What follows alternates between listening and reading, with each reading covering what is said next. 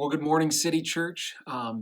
Hey, in case you're wondering, I did not forget to drop the worship portion of the video into this video. We're actually going to do worship at the very end of this message, at the conclusion. And if I've presented this message well, it'll make sense why I chose to do that.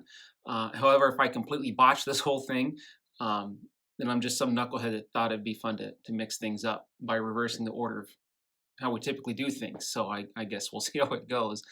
Um, it's interesting though about this message because Pastor Caleb originally was supposed to be with you here this morning.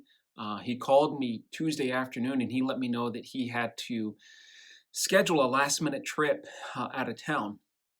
And we went back and forth on a couple of things as we processed out what this weekend would look like. And we began to solidify our plan. And he goes, well, I guess I'll just have to, this is Tuesday afternoon. He goes, I guess I'll just have to record the message tomorrow night after I put the girls to bed because he was going to fly out first thing Thursday morning. And he goes, I just have no idea what I'm going to talk about, but it'll be okay. The Lord will give me something. And now James tells us in chapter 3 of his epistle that the tongue has the ability to set the whole course of one's life on fire. And let me tell you, I feel more often than not that is the story of my life. And Tuesday afternoon, and my conversation with Caleb was no different. I could hear the stress building up in Caleb's voice as we spoke. And when he said that I'll just have to find time Wednesday night to be able to put a message together, I said, without a lot of thought behind what I was saying, I said, well, you know what? Let me do it. I'll take it. I'll take care of it. And it felt good in the moment to be able to help out my friend and my coworker. But once I hung up the phone, the weight of what I had just committed myself to began to sink in and began to hit me. Because unlike Caleb and John, I can't just put a message together. It takes me probably about 10 times longer than it takes either one of them to craft something together for a Sunday message. But nevertheless, I'd committed myself to doing this. And so early Wednesday morning, I came into the church and I began working on this thing as I was already feeling like I was behind the 8 ball. But fortunately, I had a topic in mind. And if this sounds familiar as we go on, it's because I just wrote about this past Tuesday in our Tuesday email distribution. And that is being a blessing to God, blessing God. And it's such a huge topic that we don't talk about very much, but it's so important. We're so often on the receiving end of his blessings, or we're praying for him to bless someone else in a specific fashion. But how often do we stop and ask ourselves, how can I bless the Lord? How can I be a blessing to the Lord today, or in this instance, or this situation? Do we ever consider our posture during prayer or during worship? And not just our physical posture, but also our heart posture. Are we praising him from our hearts when we sing, or are we just reciting some words? What's the condition of our soul? And so first off, what is our soul? Pastor John Ortberg, in his book, Soul Keeping, he does a really great job of breaking down a very, very complex question. And so the simple answer to the question, what is the soul, is that it is your life. Your soul is your life. And a less broad answer would be that our soul encompasses everything about us. It encompasses our wills and our minds and our bodies. But even that is a bit broad. So let me see if I can break that down for us this morning even further. And before I do, let me just break and say that, the beauty of doing church at home is that is if you've heard this before, or you just flat out don't care, you have time to go pour yourself a bowl of cereal. And by the time you get back, I will have moved on to the next thing. But let's get started. So the soul, the will is our essential capacity to be able to make a choice. And so simply put, having a will is what makes us human. The late USC philosopher Dallas Willard, He puts it this way. He says, our will is very good at making simple and large commitments, like whether to get married or decide to move someplace. But the will itself is very, very bad at trying to override habits. It's why we can't necessarily will ourselves to do something. And next we have our bodies. And the human body are amazing machines. We can run ourselves ragged. We can be sick with an infection. We can tear off our skin. We can even cut ourselves foolishly with a box knife while working out in the yard. And the body will heal itself, sometimes with the help of stitches, but the body will heal itself. Our bodies, however, they're not without fault either, because they will sometimes, maybe oftentimes, desire things that are not good for us. But unlike the will or the mind, which I will discuss here in just a second, our bodies cannot make decisions. It can only prompt the will and prompt the mind to move in its favor, so to speak. And so now we come to the mind. We have the mind, and the mind, so the will makes us human, okay? So the will is what makes us human, but it's the mind that makes us who we are as individuals. Our minds are always running. They're always filtering a variety of stimuli through our different senses. And our minds make the final call. And sometimes, or oftentimes, I suppose, depending on the situation, our minds can get stuck in a tug of war between what our will wants and what our body wants. And why is that? Because our minds are harmonious. It wants everyone to be happy. It wants everyone to be satisfied. But the mind is not amoral. And that is, our mind knows the difference between right and wrong. And so when faced with a decision that we know that we shouldn't do, our minds will begin to create an argument for why we should give in to what our will and what our body is asking for. And all these things, our will, our mind, our body, those things are the components that make up our soul. And as Dallas Willard explains it, he says the soul is the capacity to integrate all these parts into a single whole life. It's something like a program that runs a computer. You don't usually notice it until it messes up, until something goes wrong. And as complex as all this seems, our souls really only desire one thing, and that is to be with God. As David wrote in Psalm 63, he says, "O God, you are my God, and earnestly I seek you. My soul thirsts for you. My flesh faints for you, as in a dry and weary land where there is no water." You see, we were made in the image of the living God, and so it makes sense that our soul desires to be with its Creator.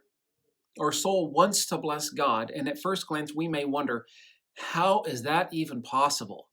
God is the God of blessing, and so what in the world could I ever do to bless God in return? How can I be a blessing to God?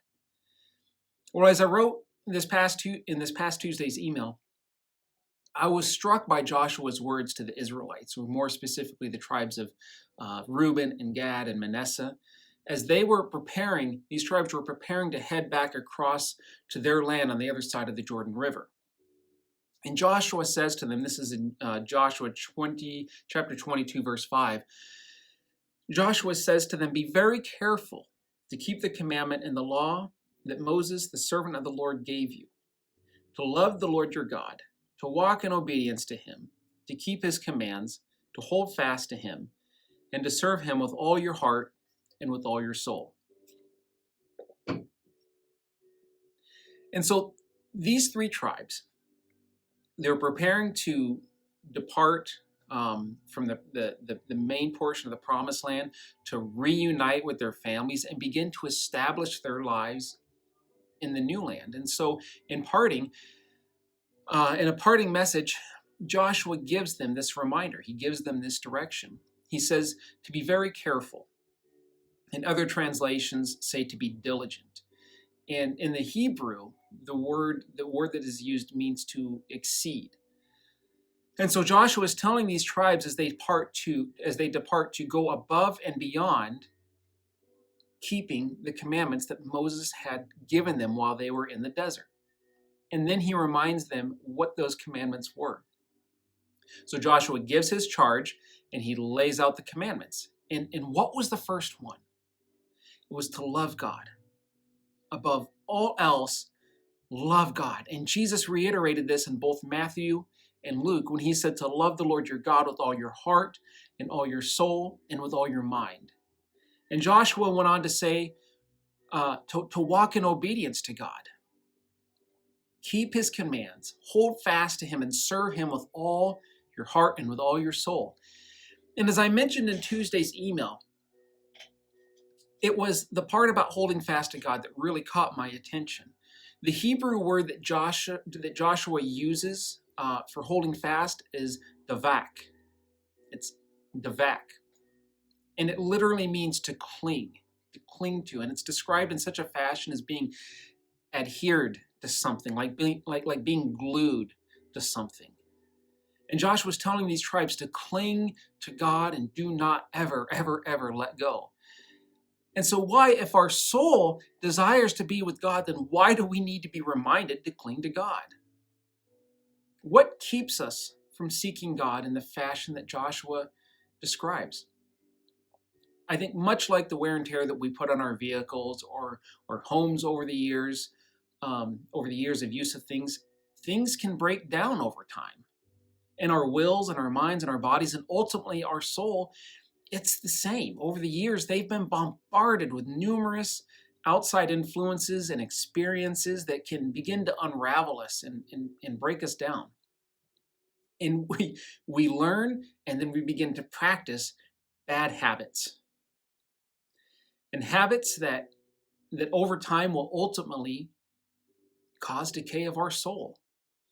But yet, and I do this too, okay, we justify it. It's just a little indulgence. I'm smart enough or I'm wise enough to handle this. I don't need to bother God with this. It's a pretty small situation, all things considered. But I believe that the biggest issue that we struggle with across the board is control. And I'm sure more than others, the need for control can in turn control us. Our need for control can be so strong that need for control ultimately controls us. Because we like favorable outcomes, right? We like security, we like peace, we like knowing what we don't already know. And we like comfort, and we like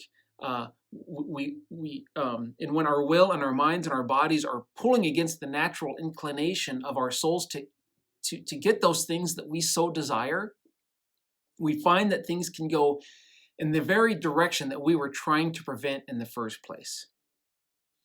Situations like this can throw us way off track, and they can lead us down a path of frustration and anger and disappointment, confusion, fear, you name it. And yet, so often it seems the harder that we try and nothing changes, or maybe it actually the situation gets worse, we try harder to then correct it, and the cycle repeats itself. And there's another scenario that we can find ourselves in that can inhibit our souls from blessing God, and that is disappointment with God. And usually, when we find ourselves disappointed with something or someone, it's because we had an expectation, whether we knew it or not, we had an expectation that wasn't met. And unfortunately, control and disappointment can oftentimes go hand in hand. For people who like control, living with uncertainty is the worst. Despite knowing that there is a level of uncertainty that surrounds us, we allow ourselves to go ahead and develop expectations anyways. And then we become angry and we become frustrated when those expectations weren't met, regardless of how likely those expectations were to come to fruition to begin with. Let me ask you this. Have you ever been disappointed with someone? And I know the answer is yes. And so then let me ask you this question. How much do you enjoy being around or engaging in conversation with them while you are in the midst of that disappointment? Has God ever been the focus or the source of your disappointment? How powerful is your prayer life or your desire to engage in worship during those times? I, unfortunately, am very guilty of this as well. Doesn't seem like there's not a lot of things that I'm not guilty of. But anyway, there have been times that I have felt like times that I felt like I heard the Lord in a situation, or maybe I did hear the Lord very clearly, but I put my own interpretations on what that word meant, along with my ensuing expectations about how and when that word would play itself out, and what it would look like, only to find myself being angry and frustrated and ultimately feeling like I had a trap door that was opened up from underneath my feet. Unmet expectations can be a very, very powerful deterrent to wanting to continue to engage, let alone to be a blessing, whether it's to God or to someone else. We can get inside our heads and we can let the head chatter run rampant. And in the midst, we can forget. In the midst of all that, we can forget the goodness of God. And family, when that happens, we have effectively put ourselves exactly where the devil wants us to be. And as I said last Tuesday, while our trials may skew our perception of him, may skew our perception of God, it does not change the truth of who he is. And fortunately for us, we have a choice in how we choose to show up. We can choose to remain fearful or anxious or bitter. We can choose to remain bound in the pit that we find ourselves in, or we can choose, like Taylor said, to just make that one shift and put our eyes back in the Lord and be set free. And again, it starts with the choice. So ultimately, we need to rely on the truth of whom God is and what we know he says that he will do. And we need to remember his promises. Unfortunately, we can sometimes have very short memories of those things when trials and hard times hit. We can become so focused on the tree in front of us that is the trial that we're going through that we ultimately fail to see the forest that is full of promises and blessings and answered prayers. We can fail to see the things that God has done and the faithfulness in the areas that he's already shown up.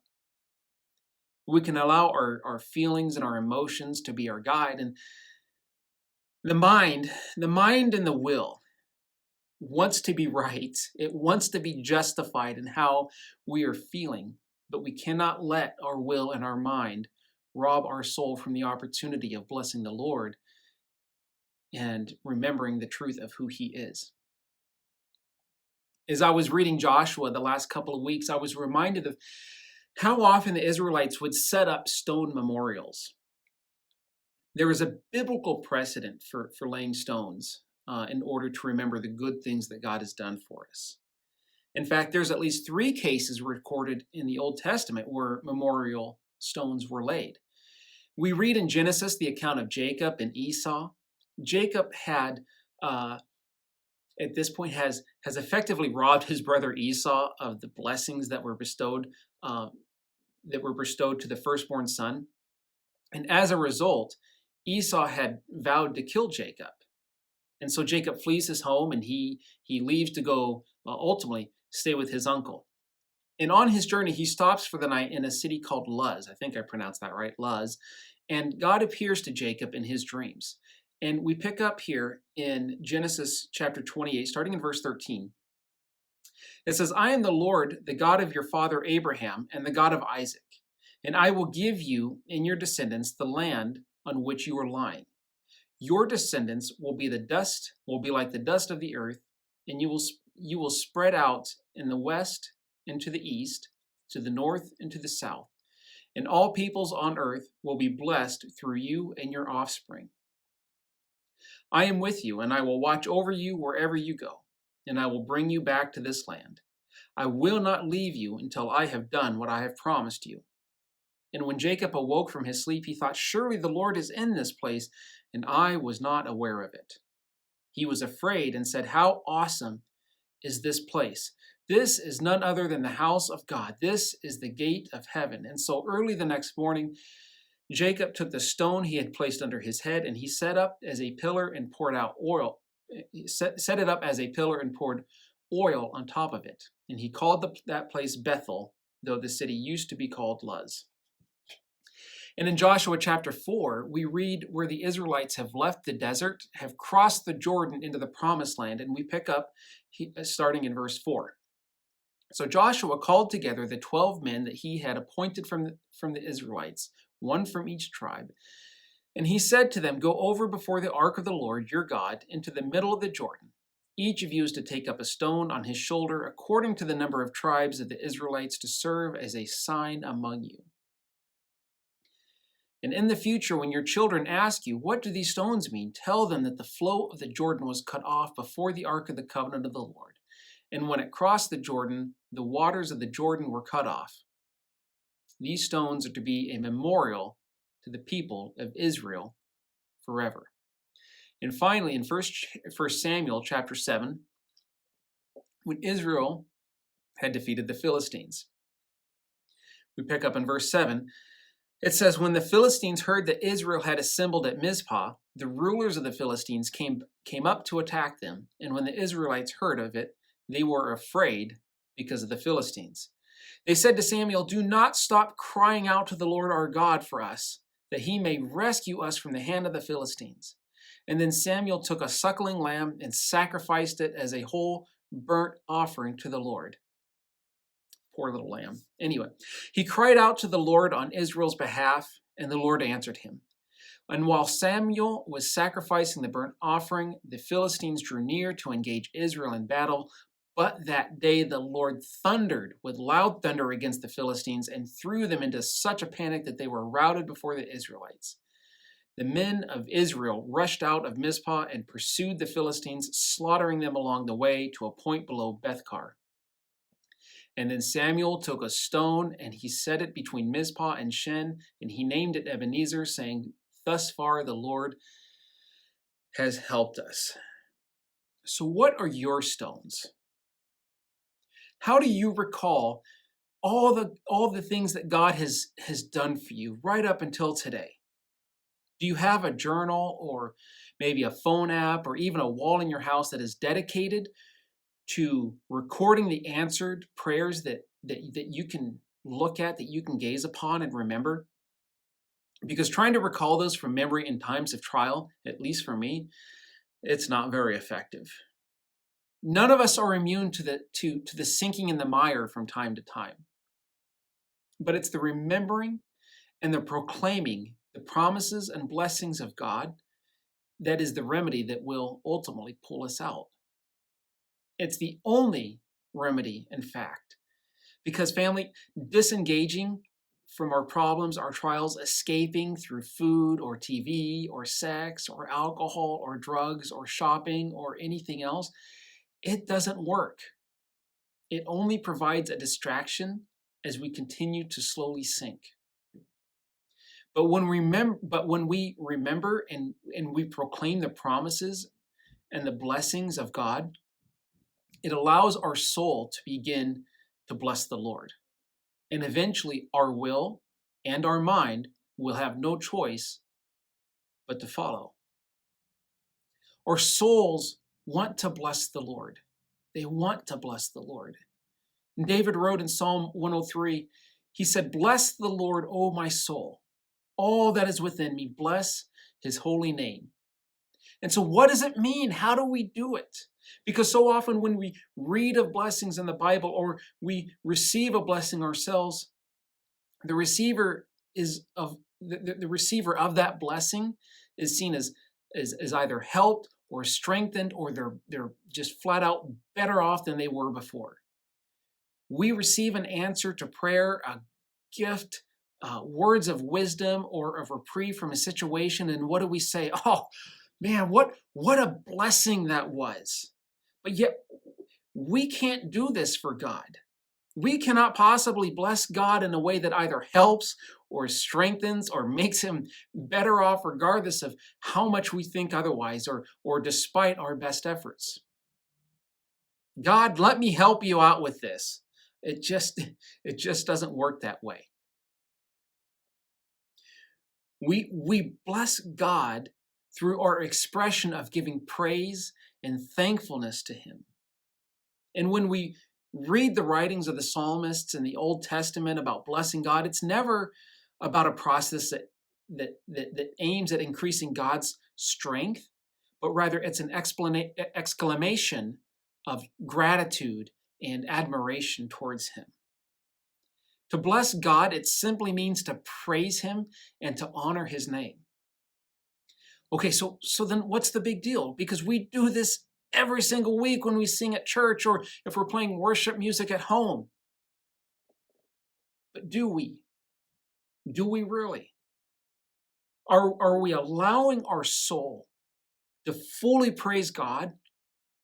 Or are we merely just reciting words on a screen and following Holly's lead? Because those are two completely different postures. It's why I spent the majority of this message talking about what the soul is and how to bring it into right alignment so that we can bless the Lord in a way that he deserves and in a way that is honoring to him. The word for bless in Hebrew is barak. And it means to celebrate, and it means to adore God from a position of bent knees. To bless the Lord means that we have an understanding that he alone is genuinely deserving of worship as both creator and Lord. To bless the Lord means to praise and to exalt and to worship him. And so, Lord, as we prepare our hearts right now to worship you as you deserve, help us to lay down anything that would inhibit us from praising you in the way that you deserve. Lord, we give you permission right now to search our hearts and to root out anything that stands between us. And so, family, if you would go ahead and stand with me wherever I'm going to continue to sit so I don't have to play with the camera, but stand wherever you're at right now, or maybe take the position of bent knee right now on your floor. Lord, you are the God Most High. You are the Creator. You are the Lord. You are my banner. You are jealous. You are the Lord of peace. You are the Lord of hosts. You are the all-sufficient one. You are Lord, Master. You are the Lord Jehovah. You are the God who sees. You are the Lord who sacrifices. You are the Lord who provides. You are the Lord our shepherd. You are the Lord who heals. You are the Lord our righteousness. And so, God, you are holy and you are good. And we love you and we praise you. We praise you in the precious name of your Son, Jesus. Amen. Bless the Lord, oh my soul, oh my soul. Worship his holy name. Sing like never before. Oh my soul,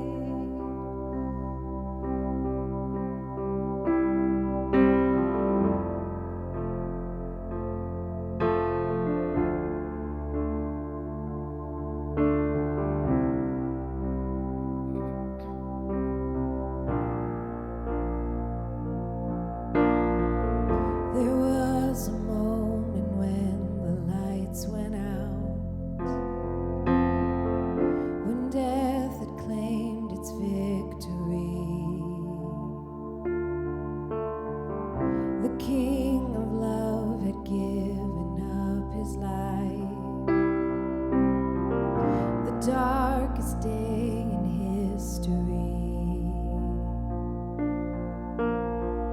There on a cross they made for sinners. For every curse his blood atoned. One final breath and it is finished. But not the end we could have known. For when the earth began to shake and the veil was torn, what sacrifice was made as the